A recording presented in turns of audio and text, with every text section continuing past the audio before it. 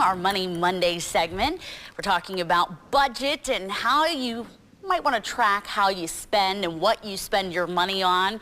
Here to explain more on that is President and CEO of Great Lakes Credit Union, David Seeger. But first, a look quickly at what's happening with stocks. David. Okay, the pre-markets indicate that the Dow will open at -44, in S&P -575, and the NASDAQ at -10. So a little bit squeamish about some of the lower oil prices. Oil's at 51.69, dropped a little bit since the first hour, and they're worried about the profitability margins for the energy sector and might have been impact on the market. One of the things that with the new year, these lower gas prices, people have an opportunity to save some money perhaps with what they would be spending on gas. Give us some other tips on what we can do because, of course, managing your money is a big New Year's resolution for a lot of people. Very much so. Budgeting. Only about 32% of the American public have a budget at all. Even less have a long-term plan. So this is a major issue. And when asked, why don't you have a budget? The most popular response was, we spend it all anyhow, quote unquote.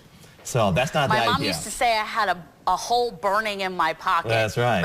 And there's a lot of other people in the United States do as well, about 2 out of 3.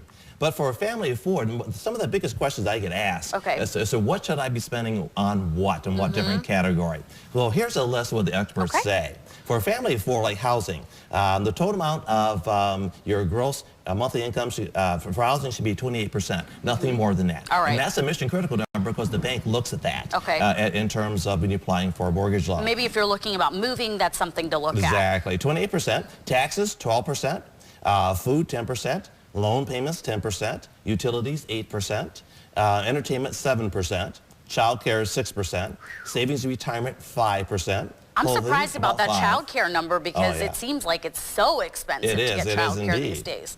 Clothing about 5%, transportation 4%, medical expense about 4%, and anything extra about 1%. And we know that that varies from person to person, Exactly, of course. depending on your situation and things of that nature. But for a family of 4, that's what the experts say you should be spending your money on in those particular categories. So these are guidelines, of course, but again, we said everybody's particular situation might be a little bit different. I'm surprised that actually entertainment comes even before child care and savings and retirement.